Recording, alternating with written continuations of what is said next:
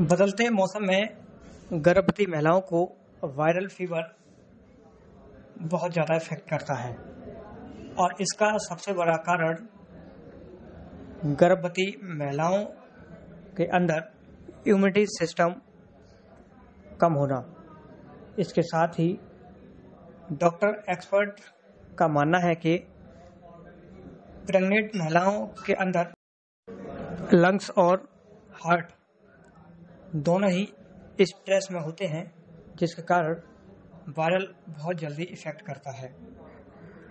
Doctor का कहना है कि इस अवस्था में महिलाओं को अपना खास ध्यान रखना चाहिए। तो मौसम के बदलाव पे जो इन्फेक्शन होता है तो उसको वायरल इन्फेक्शन जो कॉमनली कहा जाता है वो कॉमन कोल्ड है, या उसे इन्फ्लुएंजा कहते हैं, या उसे सीजनल फ्लू भी कहा जाता है। इस समय क्या है कि नॉर्मली जनरल पॉपुलेशन भी एक मौसम के बदलाव की वजह से ससेप्टेबल होती है कि उसको वायरल इन्फेक्शन हो जाए। बट प्रेग्नेंट औरतों में दो ऐसी कंडीशंस होती हैं जिनकी वजह से उनको ज़्यादा चांसेस होते हैं वायरल इन्फेक्शन होने के। पहली चीज़ तो ये है कि प्रेगनेंसी एक अपने आप में कम इम्यून का स्टेट होता है कि प्रेग्नेंट महिलाओं की इम्यूनिटी लो होती है। दूसरी चीज़ ये है कि इस समय प्रेग्नेंट औरतों के अंदर प्रेगनेंसी के दौरान हार्ट और लंग्स के ऊपर स्ट्रेस पड़ रहा होता है, तो उनके हार्ट और लंग्स दोनों फिर से बहुत ससेप्टेबल होते हैं कि इन्फेक्शन उनको हो सके। तो इसलिए ऐसे मौसम के बदलाव के बाद प्रेग्नेंट महिलाएं ससेप्टेबल हैं कि उनको वायरल इन्फेक्शन हो, और ज़्यादा ससेप्टेबल हैं as compare to the general population. दूसरी चीज़ ये है कि प्रेग्नेंट महिलाएं न केवल खुद ससेप्टेबल हैं, बट पेट में जो गर्भ में बच्चा है वो भी उतना ही ससेप्टेबल होता है इस वायरल इन्फेक्शन के खतरे से। तो पहले तो सुमित मैं बताना चाहूँगी कि कुछ सिम्टम्स होते हैं जिनसे पता चलता है कि ये वायरल इन्फेक्शन है। पहला सिम्टम ये है कि अगर हेडेक हो रहा है, बॉडी एक्स हो रहे हैं, फीवर है, और फीवर कप-कपी के साथ है, ठंड लगने के साथ है, fever with dry guts and chills है, रनिंग नोज है, ड्राई कफ है, ये वॉमिटिंग एंड डायरिया भी इसका कई बार एक पार्ट होता है। जब ये सिम्टम्स आने लगे तो प्रेग्नेंट महिलाएं समझ जाएं कि उनको वायरल इन्फेक्शन हुआ है या कॉमन कोल्ड हुआ है। अब क्या होता है कि जनरल पॉपुलेशन में तो सेल्फ लिमिटिंग होता है, अपने आप बीमारी ठीक हो जाती है। पर प्रेग्नेंट महिलाओं में क्योंकि हार्ट पे स्ट्रेन है, लंग पे स्ट्रेन है, तो चांसेस हैं कि कॉम्प्लिकेशंस होने के चांसेस बढ़ जाते हैं। तो लंग्स में निमोनिया होने का खतरा बढ़ जाता है, हार्ट में मायोकार्डाइटिस, एंडोकार्डाइटिस होने का खतरा बढ़ जाता है, कार्डियोमायोपैथी होने का खतरा बढ़ जाता है, और ब्रेन के अंदर भी इन्फेक्शन स्प्रेड करने का खतरा बढ़ जाता है। उसी तरह बच्चे के अंदर ये खतरा रहता है कि बच्चा अगर फर्स्ट 3 मंथ्स में एक्सपोज होता है वायरल इन्फेक्शन को, तो उसके अंदर कंजेनिटल मेलफॉर्मेशन होने का खतरा बढ़ जाता है। जैसे कंजेनिटल मेलफॉर्मेशन होता है क्लेफ्ट लिप, क्लेफ्ट पैलेट, कटा हुआ होंठ, कटा हुआ तालू जिसे कहते हैं, हार्ट के अंदर डिफेक्ट्स, ये सब डिफेक्ट्स बढ़ जाते हैं अगर 3 महीने के बाद वायरल इन्फेक्शन हो प्रेग्नेंट मदर को।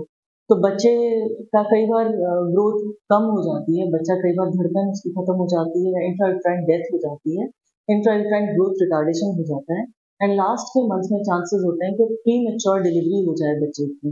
और जब बच्चा पैदा होता है और अगर मदर को वायरल इन्फेक्शन है तो बच्चे को भी वायरल इन्फेक्शन होने का खतरा बढ़ जाता है through contact with the mother.